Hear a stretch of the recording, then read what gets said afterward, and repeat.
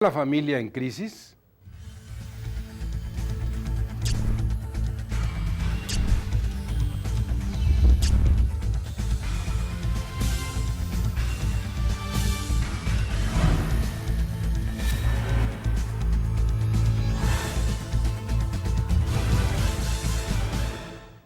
Bienvenidos nuevamente a su programa Derecho Familiar. La Suprema Corte de Justicia de la Nación, siempre pendiente de la problemática de la familia, hoy en este programa abordamos un tema muy interesante. ¿Está en crisis la familia? Y tengo el honor de que me acompañen nuestro distinguido maestro emérito de la Universidad Nacional Autónoma de México, el doctor Rolando Tamayo y Salmorán, y el distinguido catedrático también de nuestra facultad, el maestro Rafael Rocher Gómez. Maestro Rolando Tamayo, la sola expresión de si está en crisis o no la familia merece, en el caso concreto de una personalidad como usted, un estudioso del derecho, específicamente de la filosofía del derecho, con esa vasta cultura de la que siempre nos da muestras, que nos hiciera favor de decirnos, para usted, ¿qué opina? ¿Está o no la familia en crisis?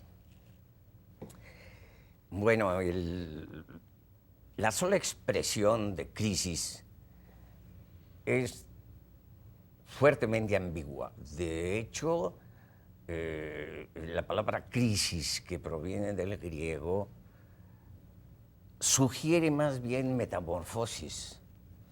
Cuando algo está en crisis es porque se cambia. Digamos, las leyes de Dracón produjeron una crisis en Atenas. Ahora, de que haya habido cambios y que estén habiendo metamorfosis fuertes en el comportamiento familiar, proviene de muchas causas. Unas son intrafamiliares, pero esas intrafamiliares incluso provienen de un tipo de comportamiento que precede al castigo.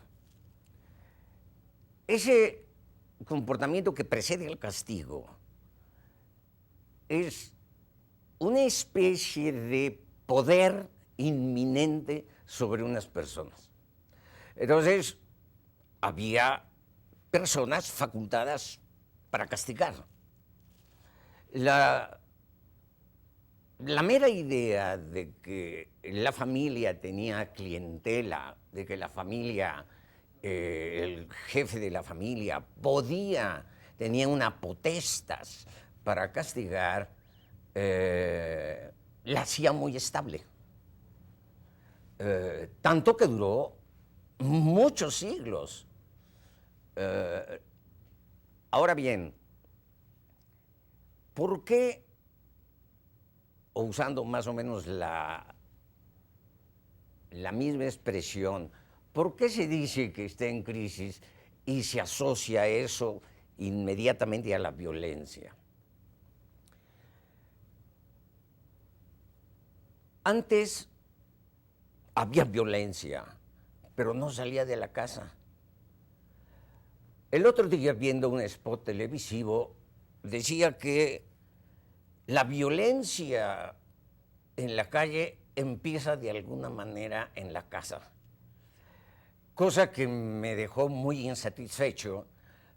Y antes, al contrario, los bebés no hacen nada, no son drogadictos, no golpean. Los bebés están en su cuna y no tienen remordimientos, no tienen... Entonces, de alguna manera, la violencia empieza en la calle y se sigue en la casa. Sobre todo por esa actitud de que hay un individuo, platicábamos antes del programa, de que existe una némesis del castigo, que existe una generación de violencia antes de castigar. Un individuo que castiga a golpes, que castiga con extrañamientos muy fuertes, ese individuo sufre desde ese momento la pérdida del poder familiar. Y eso es lo que me sugiere la expresión crisis familiar. Gracias, maestro. Vean ustedes qué importante es escuchar a un doctor, a un experto, a un investigador, a un hombre que cuando habla destila sabiduría. Eso es indiscutible. Por eso nos sentimos tan honrados que en este programa esté también con nosotros el maestro Rafael Rocher Gómez, un maestro joven, brillante, que también en esta materia le formularía yo la pregunta. Maestro, para usted, ¿está en crisis o no la familia? Decir que está en crisis la familia es admitir realmente una descomposición interior de la misma. Pienso que la familia está en constante, en permanente transformación. Crisis, lo señalaba el doctor Tamayo hace un momento, nos da la idea de algo que se va a transformar, que algo va a cambiar. La familia, y lo sabemos, el derecho familiar es de las materias del derecho, de las asignaturas del derecho, o de las ramas del derecho, la que mayormente se transforma, por diferentes factores, religiosos, políticos, sociales, económicos. Esto quiere decir también que hay un cambio permanente. Si utilizamos la expresión crisis para referirnos que hay una transformación constante, estamos de acuerdo. Pero decir que los males de la sociedad nacen de la familia misma, me parece que es un grave error. Porque es la sociedad, como lo señala también el doctor Tamayo, la violencia viene de fuera y llega hasta la familia. Esto también no quiere decir que podamos disculpar, por ejemplo, a aquellos progenitores que ejercen una potestad sobre los hijos, como en aquellos tiempos del derecho romano con el pater familias, que era un poder absoluto, hasta disponer de la vida de sus hijos en un momento dado. Esos progenitores, desde luego que cuando generan violencia sobre los hijos, los forman con violencia que puede ser no solamente física, sino psicológica también, desde luego pueden en un momento dado llevarnos a individuos violentos, pueden en algún momento, o desestructurarlos en su personalidad y ya no ser lo suficientemente importantes en cuanto a producción dentro de la sociedad. En conclusión, podríamos decir que si tomamos la palabra crisis como transformación de la propia familia, que está permanentemente cambiando por los factores que anoté anteriormente, estoy totalmente de acuerdo. Pero atribuir a la familia, por ejemplo, la delincuencia existente actualmente, me parece temerario. Muy bien, vean ustedes 3 o 4 palabras, cuánta reflexión, cuántas afirmaciones o cuántas negativas se dan. Bien ha dicho el maestro Tamayo, metamorfosis es sinónimo de crisis. Lo ratifica el maestro Rocher y dice, no echemos toda la culpa a la familia de la violencia que hay en la sociedad. Pero vamos a puntualizar, sobre todo para usted, que nos hace el honor, que nos privilegia viéndonos. Vamos a sintetizar una cuestión muy importante. Si la familia no está en crisis, tenemos que aceptar que hay una evolución. Si hay una evolución, hoy tenemos familias reguladas por diferentes cuerpos de leyes, por ejemplo, la Ley de Sociedades de Convivencia. Ahí está una nueva clase de familia. Incluso yo comentaba que en su momento, en el año 2003, que me tocó hacer una revisión de esta ley, cuando era presidente del Tribunal Superior de Justicia, el doctor Juan Luis González Alcántara, el artículo 2 de este primer proyecto decía que la sociedad de convivencia se podía integrar con 2 o más personas. Imagínense, esto iba a ser otra clase de familia, pero ahí está la realidad. ¿Qué ocurre cuando surge el concubinato como fuente que origina la familia, o la adopción, o la inseminación artificial, o ahora con esta nueva reasignación de género, donde un hombre se siente mujer, hace un procedimiento y se les pide una nueva acta de nacimiento como mujer, se presenta al registro civil y se puede casar con otra mujer o con otro hombre, porque esa es la reasignación nueva de su sexo. En estas condiciones vamos un poco a remontarnos a la historia para hacer prospectiva jurídica.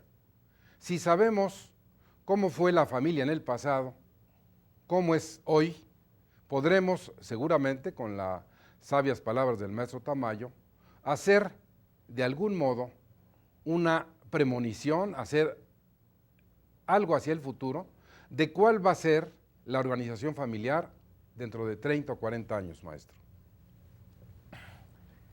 Bueno, hacer un pronóstico en este tipo de cosas es bienaventurado, pero hay una cosa que es cierto.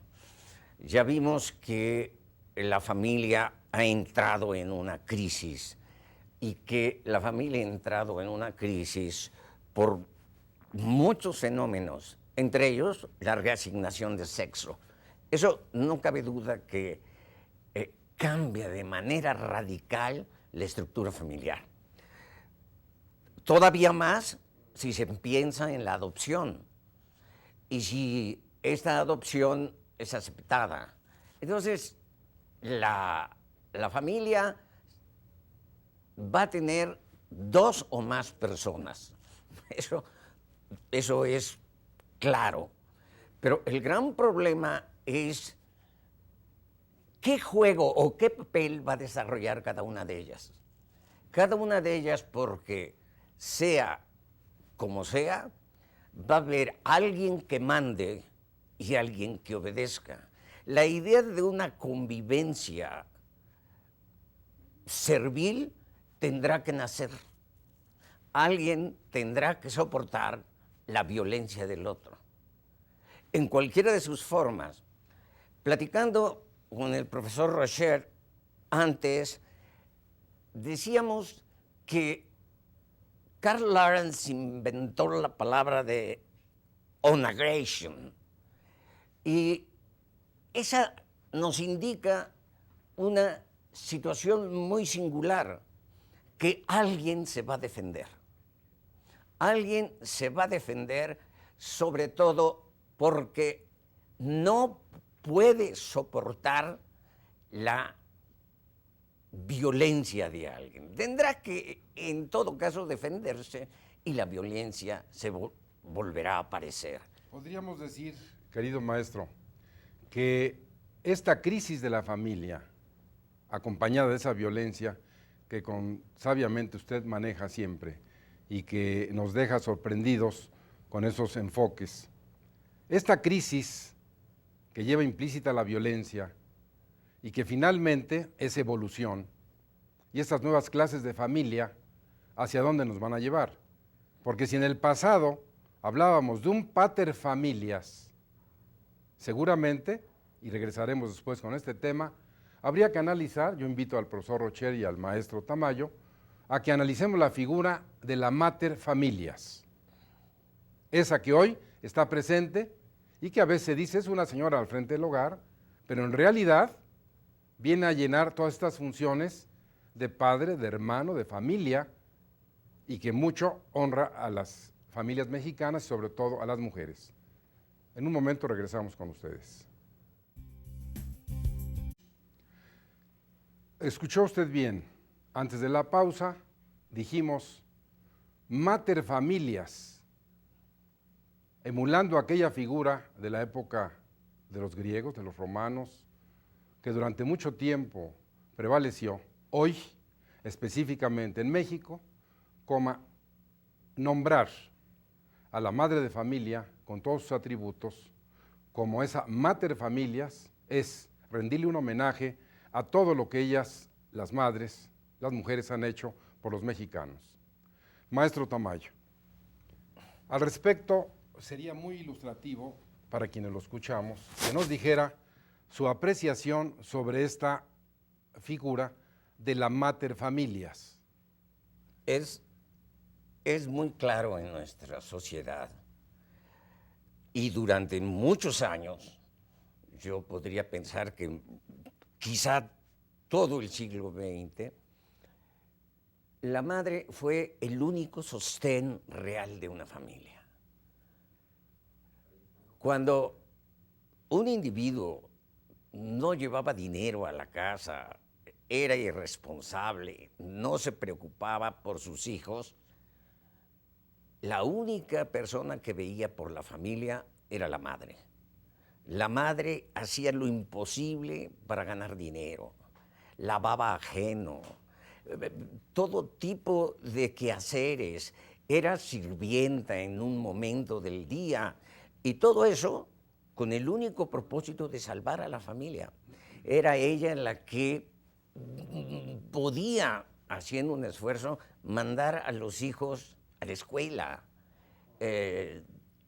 pedía prestado, quién sabe cómo lo pagaba, empeñaba lo que podía, pero esa imagen de la mujer es la que ha representado la mujer madre en la sociedad mexicana.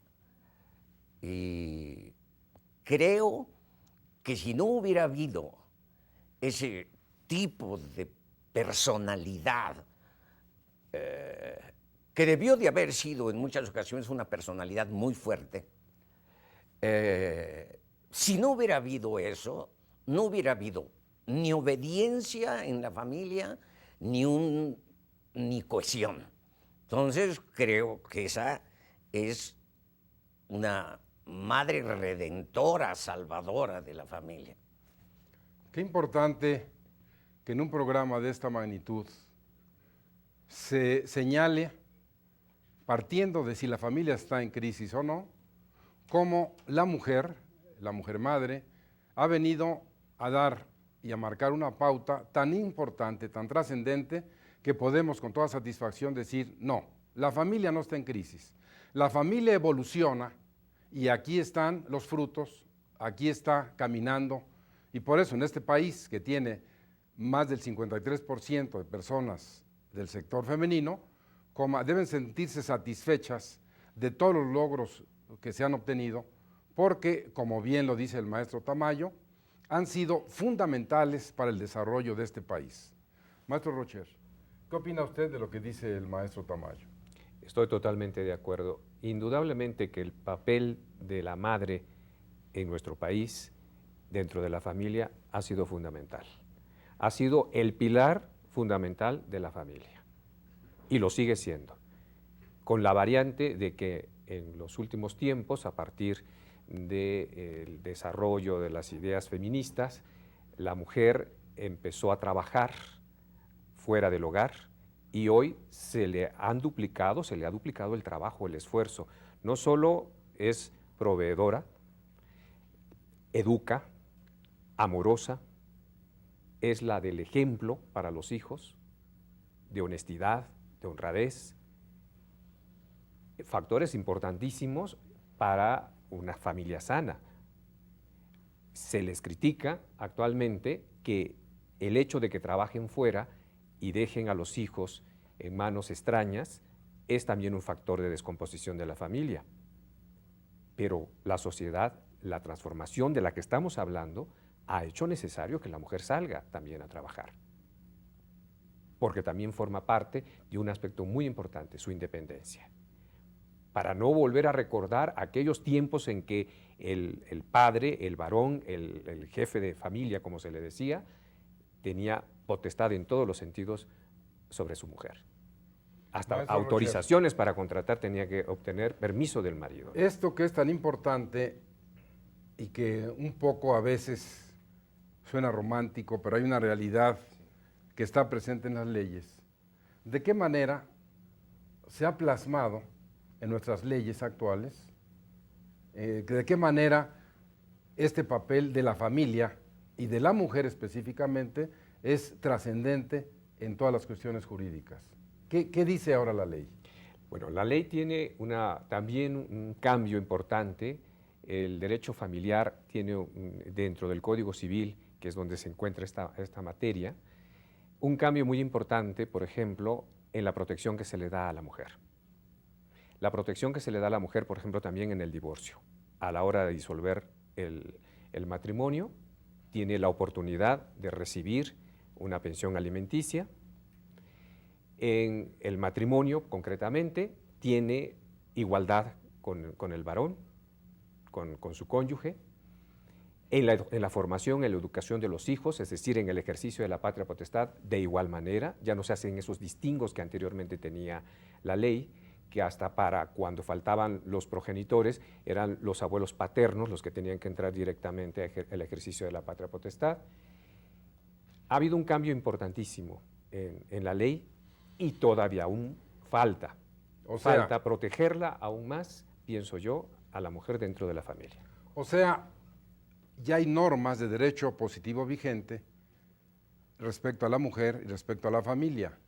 Y aquí quisiera tocar algo fundamental con el maestro Tamayo, que ya está en la ley, que la Suprema Corte de Justicia de la Nación ha ratificado en tesis aisladas, en contradicción de tesis, en jurisprudencias definidas, respecto al orden público en el derecho familiar. Maestro Tamayo, al ir resolviendo la Corte que todas las cuestiones de alimentos, de patria potestad, de emancipación, etcétera, son de orden público, ¿cuál es la intención o hasta dónde va la inquietud de este máximo órgano jurisdiccional respecto a la familia? ¿O se ha metido en un terreno que, como se decía en el pasado, era eminentemente privado, de autonomía a la voluntad? Recuerdo en este momento ese brillantísimo trabajo que usted tiene precisamente sobre esas cuestiones que habla de la autonomía privada de Hans Kelsen, de la autonomía a la voluntad como el laissez-faire del Código Napoleón, y que, como bien usted lo apunta, inclusive citando a Villoro, donde se señala que el derecho familiar no puede ser de orden particular. Entonces, llevado esto hasta la familia y hasta la propia mujer, esta de crisis de la que hablamos, ¿de qué manera el orden público irrumpe en el seno familiar? Bueno, el concepto originario, por decirlo así, de orden público, se manifestó en el derecho internacional privado. Y había materias que pues no se podían tocar porque eran de orden público. No se podían tocar aún provinieran de otro estado que las hubiera legislado y que hubieran dado ocasión a aplicarse en nuestro país. Y el orden público fue una expresión de defensa, de protección del orden jurídico nacional. Ahora, el orden público, en su expresión general, indica también una zona de no intervención más que la del Estado. Y el Estado genera un escudo, señala, estas decisiones son de orden público. Y las de orden público son de inmediata ejecución. Tienen un mecanismo de aplicación especial. Bueno, lo que en todo caso la Corte decide con establecer que la familia es de orden público, no cabe duda que está creando un sistema de protección para que, pues como decía el maestro Rocher, bueno, pues para proteger a la mujer, para proteger a los hijos, para proteger... Es decir, si no fuera de orden público, ¿dónde quedaría la custodia, la tutela? Tiene que ser de orden público en ese sentido. En ese sentido, la Corte y, bueno, las demás disposiciones de derecho positivo tienen como estricta finalidad la protección en el orden de la ejecución de las mismas disposiciones. Importantísimo, porque si echáramos una mirada, maestro Tamayo, al derecho familiar norteamericano, donde todo se negocia, se pacta, arreglos prenupciales, indemnizaciones, matrimonios a prórroga, sujetos a condición suspensiva o resolutoria, etcétera, ¿dónde queda la familia? Por eso es tan importante que nuestro máximo órgano jurisdiccional se haya pronunciado en los últimos tiempos por el orden público, que como bien decía el maestro Tamayo, protege todas las instituciones familiares. Frente a esto, regresemos con lo que iniciamos este programa. La familia no está en crisis, es una evolución. Y las instituciones que derivan del derecho familiar y de la familia, todas de orden público, hoy nos hacen sentirnos confiados de que si bien hay traspiés de legisladores locales, hay disposiciones absurdas que no llegan a lo que deberían, y en esas condiciones el orden público, entendido como un conjunto de normas jurídicas impuestas por el Estado, que la familia tiene que aceptar, y como bien decía el maestro Tamayo, de inmediata ejecución. Esto no es esperar para salvar a un miembro de la familia, para dar una pensión alimenticia. Por eso es tan importante este tema que hoy estamos tratando con ustedes. Maestro Rocher, desde el punto de vista del orden público, ¿qué tanto ha beneficiado a la mujer esas disposiciones? Señalamos que el orden público implica el que las normas del derecho familiar contenidas en el Código Civil son irrenunciables, es decir, no son intereses meramente privados como la mayor parte del llamado derecho civil. Por lo tanto, es importantísimo para la mujer el que se establezca que sean normas de orden público las que rigen a la familia, al derecho familiar concretamente, para protegerla frente a su cónyuge, para el reconocimiento de sus hijos, por ejemplo, también, que son factores muy importantes. La filiación, considero en lo personal que es la institución más importante, quizá, del derecho familiar, porque por encima del matrimonio, por encima del concubinato, porque no habrá ser humano que no desee conocer quién es su padre o quién ha sido su madre. Y todas estas normas de la filiación son de orden público y precisamente protegen también a la mujer en cuanto a los hijos se refiere. Desde luego que hay algunas otras normas dentro del derecho familiar en el Código Civil que resultaría quizá un tanto cuestionable considerarlas de orden público, como por ejemplo lo concerniente a las donaciones antenupciales. Pero independientemente, las demás normas, patria potestad, matrimonio, divorcio, filiación, son de orden público y en todas ellas tiene una protección importantísima a la mujer. Maestro Tamayo, es fundamental para el distinguido televidente que nos ve y nos escucha saber que la familia, usted bien decía, es difícil hacer un pronóstico, pero vamos a tratar de hacerlo poniéndonos sobre la plataforma de la evolución. Si hace 20 o 50 años se hubiera pensado que íbamos a tener estas clases de familias, quizá alguien le hubiera dicho, no saben lo que están diciendo. A un futuro, esta evolución, ¿hasta dónde nos podrá llevar? La familia dejará de existir o siempre, con diferentes formas, va a estar presente, como bien lo decía usted, y me admira mucho sus comentarios, ese reconocimiento que se hace a la mater familias mexicana, que ha sido fundamental para el desarrollo de nuestra sociedad. Bueno, lo único que se me ocurre sobre este pronóstico es contemplar a las sociedades más evolucionadas del mundo occidental. Si uno contempla cómo se transformó la familia en Finlandia o en Dinamarca o en Suecia, es más o menos por ahí que me imagino que pudiera evolucionar la familia. Mexicana. La familia mexicana. Lo que ocurre es que hay una buena cantidad de factores externos a la familia que tienen que estar satisfechos para que entonces la familia evolucione hacia ese derrotero. Pega, Dinamarca, en fin, todos son servicios públicos. Todo se atiende con servicios públicos.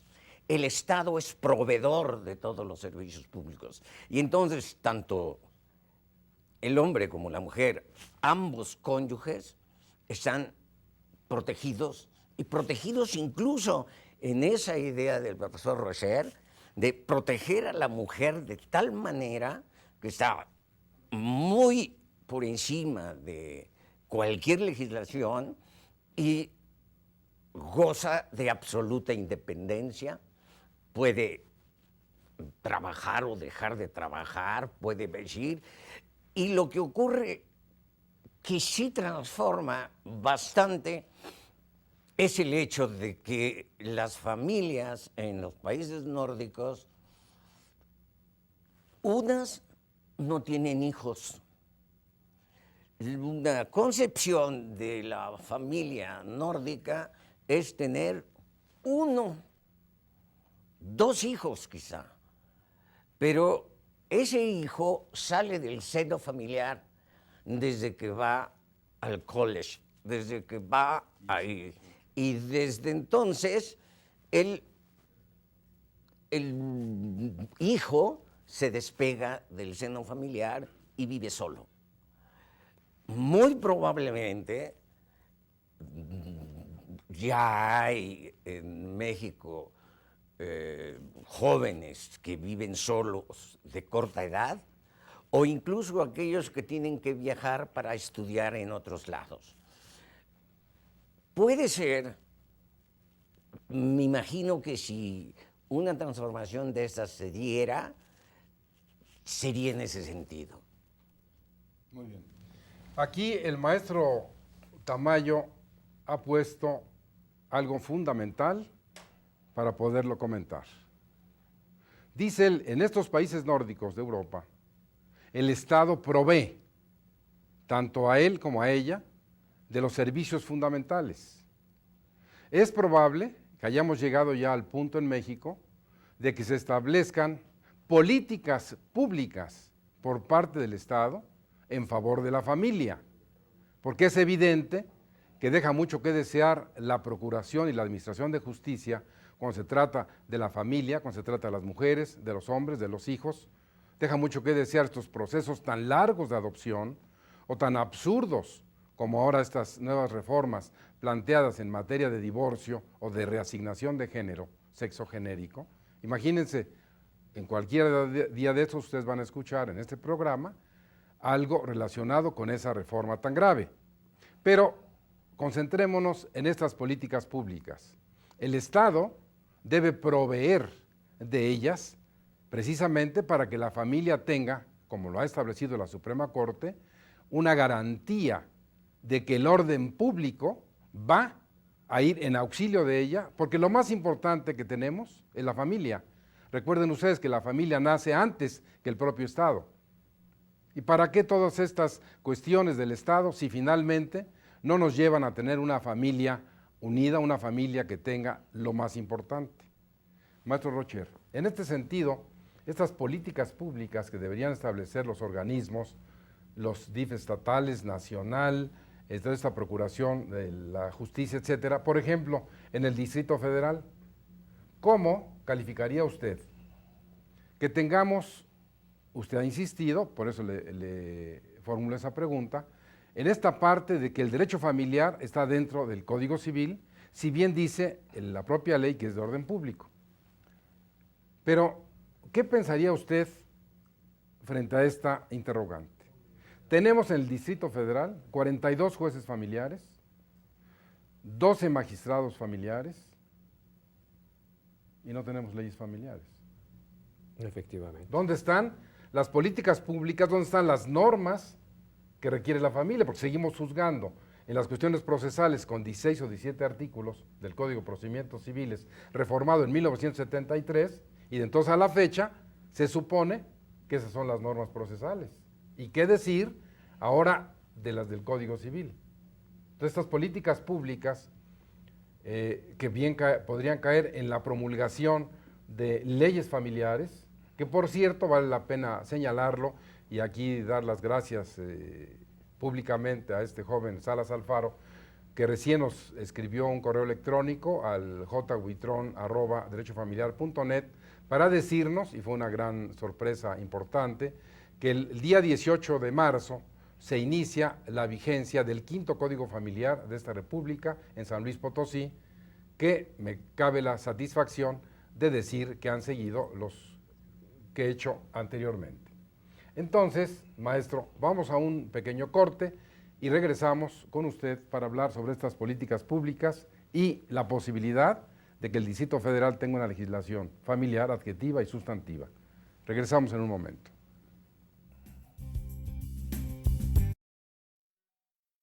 Como les decíamos antes del corte, la familia no está en crisis, está en evolución. Y a largo plazo vamos a encontrar nuevas formas de expresión familiar. Y también subrayábamos la importancia de las políticas públicas en favor de la familia. Y a partir de ahí, el maestro Rocher ahora nos va a hacer favor de reflexionar sobre este gran hueco legislativo en el Distrito Federal, una de las ciudades más grandes del mundo, con estos millones de habitantes, y que hacen milagros para resolver la problemática del derecho familiar al carecer de estas leyes. ¿Qué nos puede decir al respecto, maestro? Pues es muy importante la idea de tener una legislación familiar de manera independiente del Código Civil. Esto lo hemos estudiado desde hace muchísimos años. Yo fui alumno suyo y conozco muy bien las ideas que usted ha abanderado en nuestro país e internacionalmente, el reconocimiento que usted ha recibido, por ejemplo, desde los hermanos Masó a ese respecto, porque existen los criterios suficientes, tomados como usted nos los enseñó de Cabanellas, el criterio legislativo, didáctico, en fin, judicial, que contribuiría de manera muy importante a separar la materia del derecho familiar del derecho civil. Pero no es una separación meramente caprichosa, porque estamos hablando de una materia de una enorme importancia a la que hemos señalado que es de orden público, porque así lo determina el Estado, y así lo indica nuestro Código Civil. Entonces, sí es necesario que la política pública, que el Estado se preocupe enormemente por tener una legislación en lo particular alejada del derecho civil, en el sentido de que el derecho civil es eminentemente patrimonial y el derecho familiar tiene un contenido completamente distinto y que estamos indicando, nuevamente lo señalo, de orden público. Esa es la importancia. Por ello sería loable que las autoridades del Distrito Federal se preocuparan por crear un código de la familia que existe en otras entidades federativas. Como usted lo ha señalado, hace un momento, San Luis Potosí es el quinto estado de nuestra República Mexicana que promulga su legislación de carácter familiar. Muy importante para proteger a la familia. Estos cambios de los que estamos hablando, que significan la evolución permanente de la familia debido a todo lo que ocurre en la sociedad, tienen que reflejarse en una nueva legislación, pero eminentemente de carácter familiar, y separarla del derecho civil. Entonces, maestro Tamayo, tan importante es nutrirse en la historia como en el pasado para hacer normas en el presente que tengan una verdadera aplicación y sobre todo que no nazcan sin prever lo que va a ocurrir con esas instituciones como son las familiares. Desde el punto de vista de la familia mexicana, de esta evolución que ha tenido, de estas nuevas clases de familia que hay, usted, desde su personal punto de vista, hablando de este orden público, ¿qué piensa, y además yo sé que usted es una autoridad también en esa materia, de decirnos algunas cuestiones que serán muy importantes para los legisladores, para los diputados, para los que aspiran actualmente a cargos de esta magnitud, enseñarles qué es la autonomía de la voluntad? Bueno, la autonomía de la voluntad se pierde así en la noche de los tiempos. Así. La autonomía de la voluntad surge entre romanos con romanos, no, es decir, griegos con griegos. Es decir, siempre funcionó, pero siempre se consideró que era esencialmente perteneciente así a la persona humana el tener una autonomía, fundamentalmente en materia de contratos y en la testamentafactio activa. Ahora, la autonomía de la voluntad en el género familiar o procesal, como en Estados Unidos, de plea guilty y bargaining y todo eso, no puede existir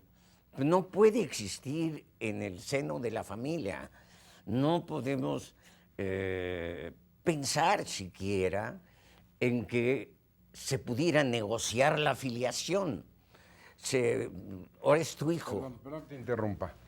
Por favor, escuchen, lo sé que lo hacen con toda atención, estas palabras que son fundamentales, sobre todo quienes tienen responsabilidades públicas de legislar, aprender lo que es la autonomía de la voluntad.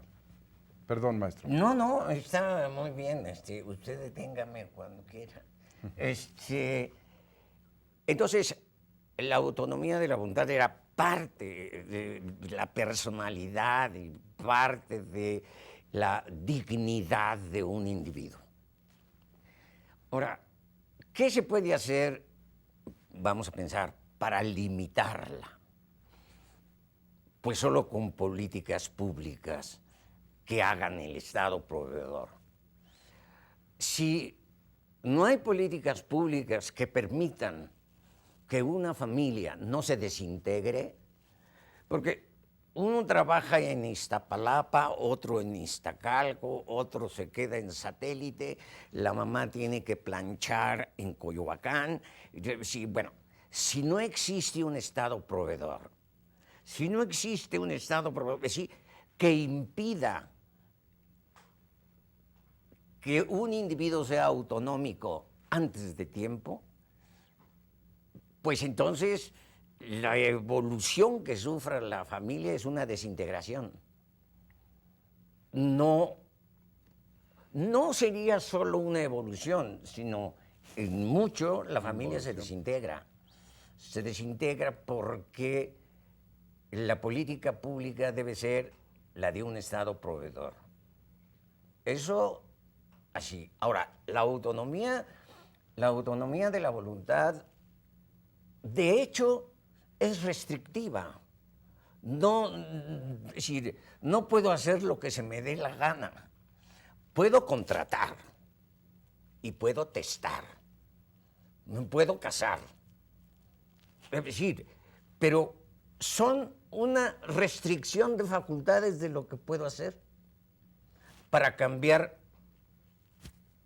mi condición y la de otros. Pero la autonomía de la voluntad no es especialmente así ni eterna ni totalmente así gigante. La autonomía de la voluntad es absolutamente restrictiva. Yo no puedo hacer actos de los que no estoy facultado porque son nulos. Y en esa medida es como funciona la autonomía de la voluntad. Todo acto que haga que no haya sido facultado es nulo. Y eso es más amplio, más restrictivo que la condición de un derecho. Porque yo puedo tener un derecho y cuando no lo tengo, hago un acto ilícito. En cambio, cuando no tengo una facultad, realizo un acto nulo. Entonces, es pequeña la posibilidad de hacer o aumentar la el número de facultades. Entonces, si la autonomía de la voluntad, como bien la ha explicado el maestro Tamayo, se reduce, y vamos a hablar de uno de los actos más privados, que a la vez se van a convertir en uno de los más públicos, del hombre y la mujer, casarse. Bien decía el maestro emérito también de nuestra universidad, el doctor Néstor de Buen Lozano, que la autonomía de la voluntad está en crisis, título de su tesis de doctor. Y nos enseñaba que en el caso específico del matrimonio, la voluntad de los cónyuges se reduce a decir, sí me quiero casar. Y una vez, maestro Tamayo, que la pareja dice que sí, el orden público, la imposición de los deberes aparecen, pero vamos a suponer que usted hubiere negociado con su cónyuge la autonomía de la voluntad, lunes a viernes estado familiar casado, sábado y domingo soltero. No sé si estuviera bien, pero lo que es muy claro es que cuando uno se casa, es como decía León Duguy, hace un acto condición que en el momento que se aplica, hace que se le aplique todo un estatuto jurídico sin que pueda intervenir. El que es cónyuge lo es con todas las obligaciones y deberes que su estado de cónyuge le impone. Y en ningún sentido puede negociar ninguna exclusión de deberes. Si lo hace, comete un acto ilícito. Y será nulo. Y entonces, en esas condiciones, es así, un acto condición que en el momento que se realiza, se le aplica todo un aparato de disposiciones que ya está establecido y que no son negociables. Maestro Rocher, la autonomía de la voluntad en el derecho familiar, ¿dónde la podemos encontrar? En la libertad para contraer matrimonio, pero lo está señalando muy acertadamente nuestro querido maestro emérito, don Rolando Tamayo, al indicar que ese acto condición, como lo mencionaba León Duguy, precisamente lleva aparejado la aplicación de una serie de disposiciones, diría yo, disposiciones jurídicas que no pueden de ninguna manera ellos controlar, regular. Porque precisamente la autonomía de la voluntad no es ilimitada como la consideraban los romanos. La autonomía de la voluntad tiene como freno el orden público, las buenas costumbres y los derechos de terceros. Contractualmente, ya sabemos que no tenemos esa libertad ilimitada porque está el orden público y las buenas costumbres. En materia de testamentos, por libre que sea este acto jurídico, también tiene ese freno importante. Y usted lo señalaba hace un momento, no es posible que los que pretenden contraer matrimonio en un momento dado estipularan unas condiciones contrarias a los fines del matrimonio, porque no se lo permite el orden público. Entonces la autonomía de la voluntad tiene, yo creo que un campo limitado en materia familiar. ¿Por qué? Por el orden público. Entonces, en realidad, este principio fundamental, que lo fue del derecho civil y en su momento, como bien lo decía el maestro Tamayo, entre romanos, entre griegos, en que esa autonomía de la voluntad del pater familias se ejercía ad libitum, hoy está tan limitada, evidentemente está en crisis, y ha dado paso al orden público. Como ustedes han escuchado, este es un tema importantísimo, es trascendente apuntar que la familia no está en crisis, sino en evolución. Y para que nos haga el favor el maestro Tamayo de hacer algunas conclusiones de todo lo que nos ha dicho, quisiera pedirle, maestro Tamayo, hacer una reflexión sobre esto, sobre todo que quede como un mensaje tan importante para la mater familias, para los hijos, para la familia mexicana, que sigue siendo un modelo en el mundo. Bueno, antes de que se me olvide, porque para que no se me vaya el tiempo, quiero señalar ese episodio mexicano, particularmente muy nuestro, de la madre mexicana. La madre mexicana salva a la familia. La madre mexicana tiene ahí sus hijos. La madre mexicana tiene que proveer, tiene que hacer 1000 cosas, trabajar, educar, proveer y muchas veces aguantar al irresponsable que llega igual en estado inconveniente. Es decir, ahora, eso era muy importante señalarlo, por eso no quería Claro que sí. dejarlo al último. Ahora, otro punto es esa clara distinción que debe de hacerse entre el resto de las disposiciones del Código Civil y las disposiciones del derecho familiar. Se aplican dos criterios muy distintos. Se aplican dos criterios muy distintos debido a instituciones muy distintas.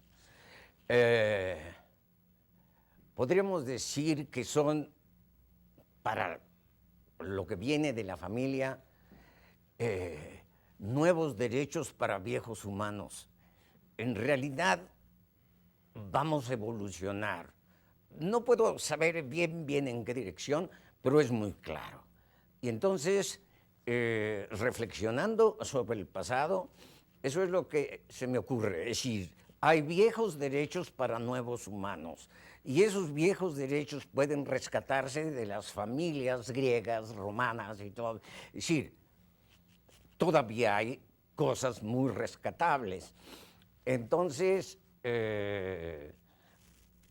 fijándonos un poco en la cuestión de la violencia, platicaba con el profesor Rocher de una cosa que se llama némesis del castigo, porque la violencia no se genera así espontáneamente. Hay una situación que le indica a alguien que puede, que lo habilita, que entonces puede castigar. Antes del castigo se hacían otros hechos. Había el supplicium, había todo un género de instituciones que motivaban la aplicación de ese tipo de potestades, como la potestas gladi de los romanos, que lo obligaban a suicidarse. Entonces, esa situación de la persona que siente facultades para castigar es lo que origina fundamentalmente la violencia. Perfecto, maestro. Vean ustedes, como les decía, no perder un minuto de escuchar al maestro Tamayo, y ahora el maestro Rocher también nos hará favor de hacer de alguna manera sintética una conclusión de esta importante cuestión sobre la familia no está en crisis, sino en evolución. Efectivamente, la familia no está en crisis, la familia se transforma y me parece poco responsable, me parece injusto determinar que la familia es la que genera la violencia que, por ejemplo, se vive en el país. Yo estoy convencido que la violencia, entre otros factores en nuestro país, se produce por la enorme desigualdad social y económica existente. Y mientras vivamos dentro de esa desigualdad, no tendremos oportunidad de vivir mejor. La familia es sólida, la familia se transforma, lo estamos estudiando en este momento, lo hemos comentado ampliamente y tengo la confianza de que seguirá siendo un ejemplo, así como se la considera a la familia un ejemplo en nuestro país, se la considera a la familia como la célula biológica y social de la humanidad. En México, la familia mexicana es verdaderamente extraordinaria por lo que hemos comentado, fundamentalmente por la participación de la mujer. Ven ustedes, qué importante, con dónde iniciamos, en dónde estamos. Y nuevamente los invitamos a que escriban al correo electrónico jhuitron@derechofamiliar.net, denos sus puntos de vista, sugiéranos qué temas le gustaría que tratáramos o específicamente algún problema y por la misma vía le daremos una respuesta.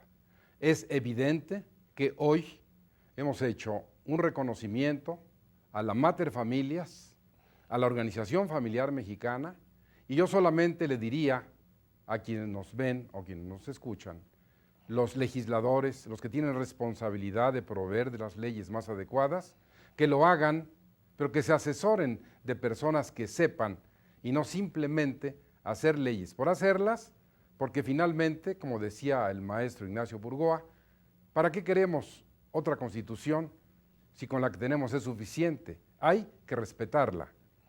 Por hoy nos despedimos de ustedes, esperamos verlos en nuestro próximo programa y muchas gracias por dejarnos llegar hasta su casa.